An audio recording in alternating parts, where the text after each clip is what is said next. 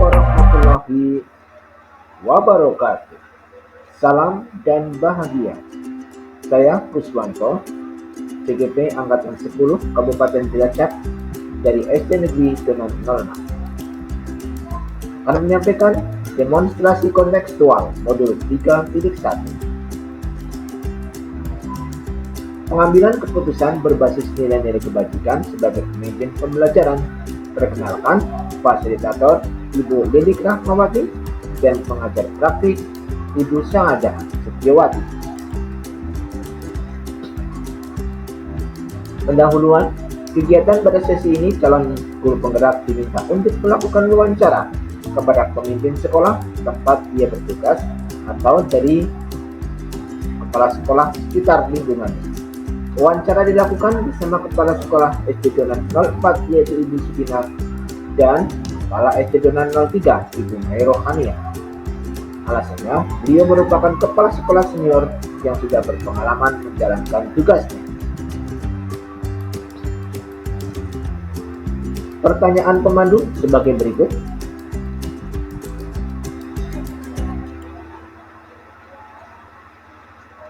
Berikut kita saksikan hasil rekaman wawancara dengan Ibu Supina, SPD. Assalamualaikum warahmatullahi wabarakatuh, Ibu Supina. Waalaikumsalam warahmatullahi wabarakatuh. Ya, ini saya CGP Angkatan 10 Kabupaten Cilacap. Kali ini akan berbincang-bincang bersama Kepala Sekolah SD Negeri Donan 04 Cilacap Tengah Kabupaten Cilacap. Di kesempatan pagi hari ini kita akan ngobrol ya Bu Pina, yaitu tentang bagaimana pengambilan keputusan yang hal ini mungkin fokusnya kepada yang berpihak kepada siswa gitu. Jadi di sini kita akan mempelajari dan berbincang bersama tentang dilema etika dan rujukan moral.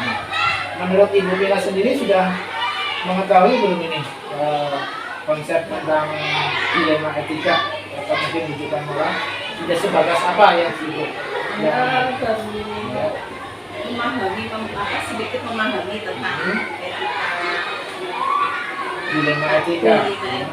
Di situ misalkan kita ada suatu kasus atau permasalahan yang sama-sama baik, tetapi harus kita putuskan yang terbaik. Iya. Nah, kalau misalkan kok untuk yang rujukan moral, kita akan lebih mudah untuk menyelesaikan kasus itu karena apa di situ sudah beda antara kasus antara yang satu dengan yang benar atau mungkin memang negatif dari banyak negatifnya daripada positifnya. Oh begitu ya, luar biasa nih Bu Pina. Mungkin sudah belajar ini ya dari PMM itu, atau mungkin dari YouTube ya. Ya Dari pernah baca-baca. Ya. Sehingga untuk perbincangan kali ini lebih mudah nih kalau Ibu Pina sudah sedikit ya minimal sudah pernah memahami belajar tentang dilema etika atau dan rujukan moral.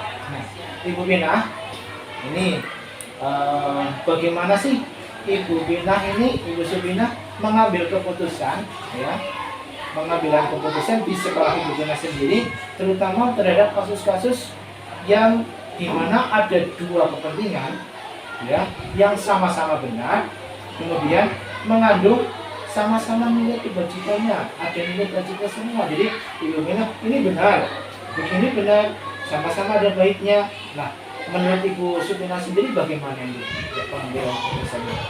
Menurut saya untuk dalam kasus-kasus yang sama-sama benar tapi sama-sama juga mengandung kebaikan, kita akan memilah dulu, dipilah, dianalisa dulu kasus demi kasus.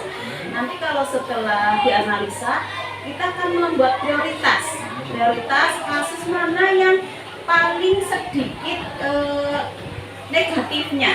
Apabila suatu keputusan itu yang diambil itu akan resikonya lebih sedikit. Intinya Ibu Pina mengidentifikasi ya. Iya, mengidentifikasi dari kasus tersebut sebenarnya apa sih, ada apa ya, mungkin di dalamnya data-data yang perlu diteliti, yang perlu dikumpulkan apa saja begitu ya. Setelah itu tadi sampaikan apa? Analisa. Analisa ya, analisa kemudian untuk meneruskan dalam penyelesaian kasus tersebut ya. Oke, begini. Nah ini kalau langkah-langkah sendiri atau prosedurnya ya, yang Ibu Pina tadi sampaikan kan sudah ada tadi dari analisis. Lanjutannya bagaimana Ibu Pina? Lanjutan dari prosedur yang sudah dilaksanakan, yang sudah pernah Ibu melaksanakan apa saja? Setelah nanti tadi sudah disebutkan ada identifikasi, terus apa lagi?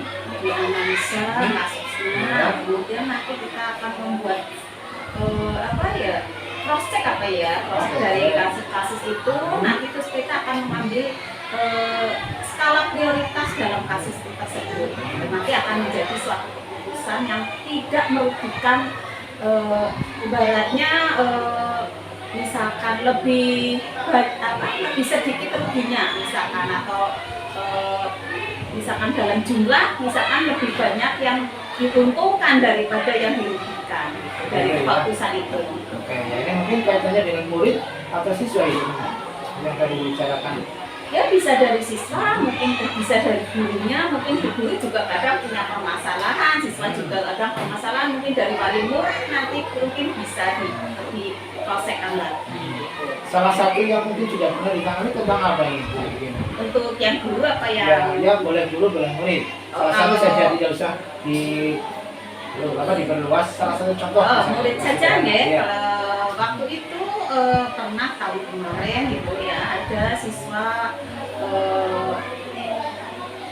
ya sedikit ada insiden lah ya di situ, anak-anak lagi istirahat, terus ada insiden di situ, ada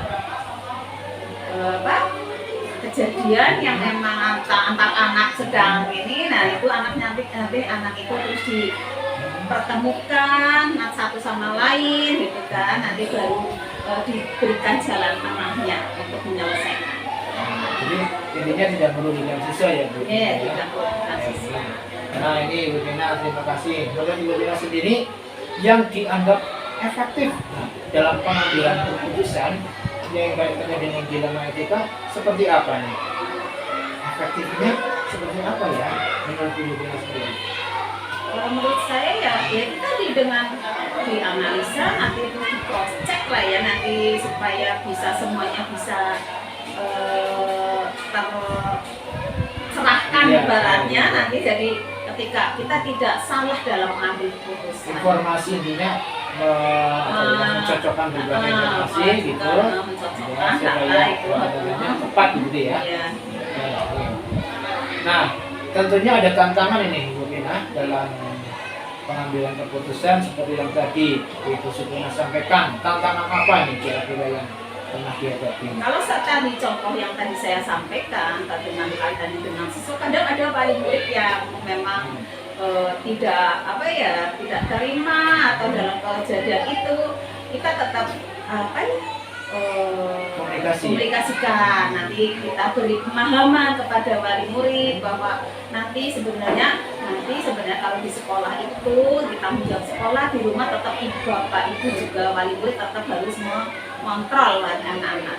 Nah ini berarti sama-sama menerima akhirnya. Iya, akhirnya sama-sama Ini menerima. sebuah dilema yang Ibu Supina rasakan, kemudian buat penyelesaiannya tidak ada yang merasa dirugikan gitu. Iya, awalnya mungkin ya sama-sama ini ya, sama-sama ngotot atau keras ya, tapi ketika diberi pemahaman tentang masalah yang terjadi antar anak, alhamdulillah mereka menerima. Nah, ini Bu Pina, ketika ada suatu permasalahan atau kasus mungkin ya mungkin diterima sama Ibu Supina, apakah langsung ditangani atau mungkin Ibu Supina punya jadwal sendiri loh? Misalnya saya menerima hari ini, saya akan selesaikan berapa hari ke depan, atau hari itu juga, atau bagaimana menurut Ibu Supina? Tergantung kasusnya. Kalau memang kasus harus segera ditangani, ya hari itu harus ditangani. Tapi kalau kasus misalkan tentang anak-anak umpamanya ada anak yang beberapa hari tidak masuk kelas atau mungkin ini nanti kita konsultasikan atau dulu pertama saya akan mendelegasikan dulu untuk mau ke orang tuanya dulu. Nanti bagaimana sih ini anak kok tidak masuk, umpamanya ada kasus tidak masuk, nanti beberapa nanti kunjungan bisa, nanti baru nanti kalau memang tidak ini nanti diberi surat gitu. Intinya langsung ditangani dengan melihat jenis kasusnya gitu ya. Apabila mungkin kasusnya langsung bisa ditangani ya langsung. Gitu. Belum selesai nanti dilanjut gitu. Oke, Ibu Dina nih. Nah, apakah ada ini mungkin faktor-faktor ya yang selama ini mempermudah membantu Ibu Sumina dalam penyelesaian berbagai kasus yang kaitannya dengan bidang etika? Nah, faktor-faktor apa saja sih yang kira-kira bisa mempermudah membantu Bu Sumina? Jika ada apa mungkin dari jika ada sesuatu yang terjadi di sekolah, kita terutama saya itu faktor tentang guru saya, artinya itu sangat-sangat membantu. Oh, jika Bu Guru ini berkomunikasi lebih dekat lagi ya, mungkin lebih komunikatif, ada bantuan dari guru bisa lebih mudah kan kita. Selain itu apa saja ini? Ya kalau mungkin tidak bisa di ini nanti bisa dengan komite gitu. Nah, bisa kalau misalkan memang belum bisa ditangani secara di intern itu nanti bisa Jadi intinya disuruh dulu kerjasama, kemudian melebar lagi kepada komite mungkin wali siswa gitu ya. Nah, mungkin juga kalau kasus itu perlu bantuan dinas ya bisa jadi ya. Bisa kalau kita misalnya ya, bisa konsultasi ke sana. Ya, yang namanya juga komunikasi kan penting ya. Ya nih. Pembelajaran apa ya kira-kira yang Ibu Mina bisa petik ketika Ibu Mina sudah melaksanakan sebuah keputusan ya tentang pidana etika, terutama mungkin ketika sudah berpihak kepada murid gitu ya. Itu pembelajaran yang diterima oleh Ibu Mina sendiri bagaimana nih? Merasa mungkin berhasil atau mungkin merasa puas atau pembelajaran dari ilmu yang Ibu Mina miliki bagaimana nih? Kalau saya dari kasus-kasus mungkin kalau bisa terselesaikan jelas kita merasa puas ya, artinya berhasil lah ya. Tapi kita tetap harus belajar, artinya harus berhati-hati atau dalam menangani sebuah kasus harus dicermati kasus apa yang itu. Jadi tergantung kalau misalkan menyelesaikan kasus memang tidak ada tidak ada akibat atau yang merugikan, jelas kita akan merasa senang atau puas dengan menyelesaikan kasus itu dapat terselesaikan dengan baik. Iya, jadi pembelajaran yang dipetik ya dengan memahami tentang kepolisian dilema tadi menjadi lebih puas ya, jadi lebih jika kasus-kasus tersebut bisa diselesaikan dengan terutama dengan berbagai pihak ini tidak merasa dirugikan gitu. Demikian wawancara bersama Ibu Sumina, Kepala SD Donat 04 ya, Kabupaten Cilacap ini tentang pidana etika. Ini ada juga unsur rujukan moral yang kita bahas hari ini. Demikian, terima kasih. Assalamualaikum warahmatullahi wabarakatuh. Waalaikumsalam warahmatullahi wabarakatuh. Berikut kita akan menyaksikan juga hasil rekaman wawancara bersama Ibu Mei Rohania SPDSD. Assalamualaikum warahmatullahi wabarakatuh. Ibu Mei, Assalamualaikum. Waalaikumsalam warahmatullahi wabarakatuh. Alhamdulillah di kesempatan pagi hari ini saya bersama Ibu Mei, Kepala SD Negeri Donat 03 Cilacap Tengah ya. Kita akan berbincang-bincang Ibu Mei bagaimana Ibu Mei mengambil keputusan ya cara bijak yang tentunya mengacu kepada siswa nih ya, berpusat kepada siswa. Pertanyaan pertama Ibu Mei, selama ini bagaimana Ibu Mei mengidentifikasi kasus-kasus yang merupakan dilema etika atau rujukan moral menurut Ibu Mei seperti apa? Ya, untuk kasus dilema kalau di sekolah kami memang ada beberapa anak yang memiliki kebutuhan khusus sehingga kurang bisa meningkatkan kemampuannya sehingga akhirnya tidak bisa naik kelas gitu. Namun anak tersebut dan orang tua bisa menerima. Oh begitu. Ya. Jadi intinya Ibu Mei mengidentifikasinya dengan melihat ini mungkin ya dari Hasil. anaknya tersebut kepentingannya untuk siapa gitu ya. Iya. Untuk siapa, kemudian menurut orang tua, menurut anaknya ini kita cenderung berpihak kepada murid atau tidak gitu ya. Iya. Ya, ini kalau bujukan moral sendiri bagaimana Ibu Mei? Kalau bujukan moral, ya kalau menurut aturannya memang anak tersebut kemampuannya masih di bawah, jadi tidak sesuai dengan fase yang harus dilalui, sehingga anak tersebut tidak bisa naik kelas. Oh gitu ya, dia identifikasinya Ibu Mei sudah paham nih ya, mungkin ini antara benar dan salah ini mungkin ya. Iya. Ya, sebenarnya ya sesuai dengan aturan gitu Ibu Mei. Iya. Nah, sekarang pertanyaan lagi Ibu Mei. Iya. Ya. Bagaimana Bu Mei ya menjalankan pengambilan keputusan di sekolah Anda, terutama untuk kasus-kasus di mana ada dua kepentingan yang sama-sama benar ya dan sama-sama mengandung nilai kebajikan.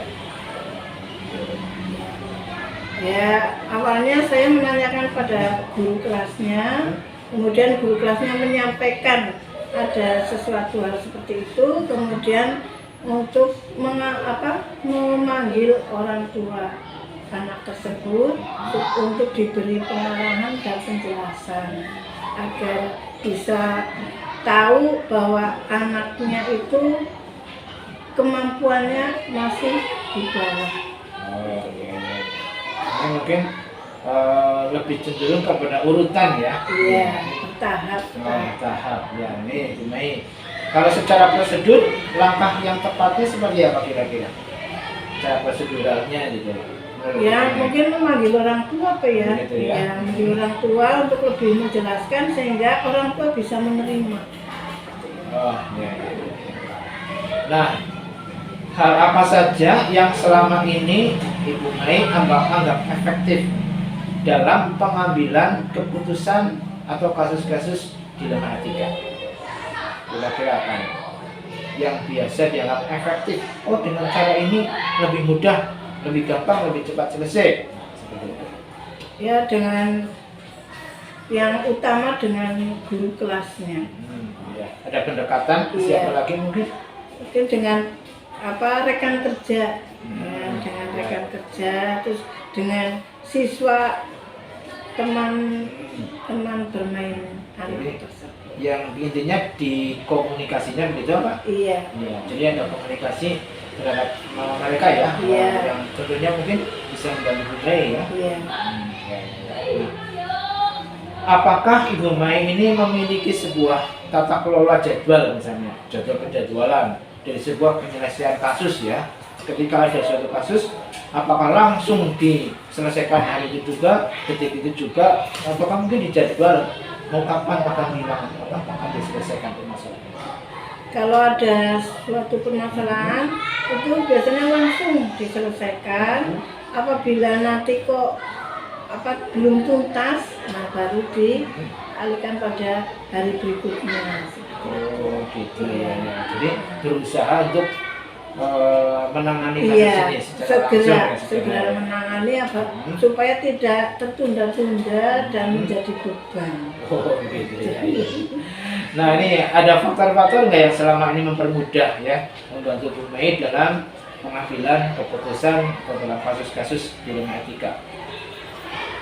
Ya, Ada apa faktor saja? yang mempermudah ya kerjasama dengan guru, kerjasama dengan bapak ibu guru, juga dengan siswa tersebut.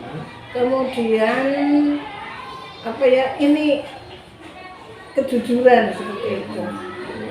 Jadi mengungkapkan yang sebenarnya. Oh iya. Nah ini dari semua yang disampaikan tadi ya, kira-kira Ibu Mai bisa menyampaikan pembelajaran apa yang bisa Ibu Mai petik ini dari pengalaman ketika mengambil sebuah keputusan dilema etik. Ya, pembelajarannya itu saya dapatkan ya ada dari beberapa teman yang sudah memahami hal seperti itu, kemudian dari PNM juga ada pelatihan mandiri ataupun dari YouTube ya, sekarang kan banyak sekali seperti contoh-contoh seperti itu. Mungkin kepada manfaatnya bagi Ibu Mai apa nih? Manfaatnya saya jadi lebih tahu dalam mengambil suatu keputusan yang tidak memihak sana sini. Tapi memang berfokuskan pihak pada siswa itu. Iya, sehingga tidak merugikan. Ya, terima kasih Bu Mai atas waktu yang diberikan ke saya untuk bisa ngobrol ya, bincang-bincang tentang pengambilan keputusan. Demikian wawancara kami dengan Ibu Mai Ya, demikian wawancara kami dengan Ibu Mai SD Negeri Donan 03. Sekian, assalamualaikum warahmatullahi wabarakatuh. Dari hasil wawancara tersebut, yaitu beliau berdua melaksanakan paradigma dilema etika, yaitu Ibu Supina SPD cenderung menerapkan paradigma keadilan lawan kasihan, di mana beliau sering menyampaikan bahwa mencermati fakta yang ada perlu dilakukan, taati peraturan, namun juga tetap mementingkan kepedulian adalah bagian dari cara beliau mengambil keputusan. Sedangkan Ibu Mai Rohania sering mengedepankan paradigma dilema etika jangka pendek melawan jangka panjang, di mana dalam salah satu wawancara ketika dihadapkan pada dua hal yang sama-sama penting dan benar, dia akan melihat mana yang masih ada kemungkinan untuk berkembang dan dengan masa depan. Nampaknya jika memungkinkan masih dapat dikembangkan, dia akan memutuskan. Prinsip pengambilan keputusan beliau sebagai berikut.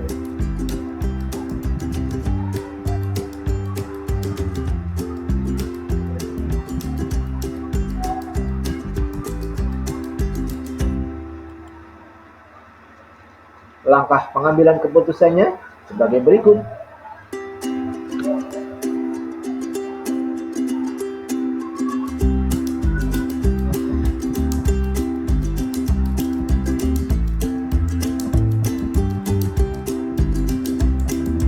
Langkah pengambilan keputusan selanjutnya sebagai berikut.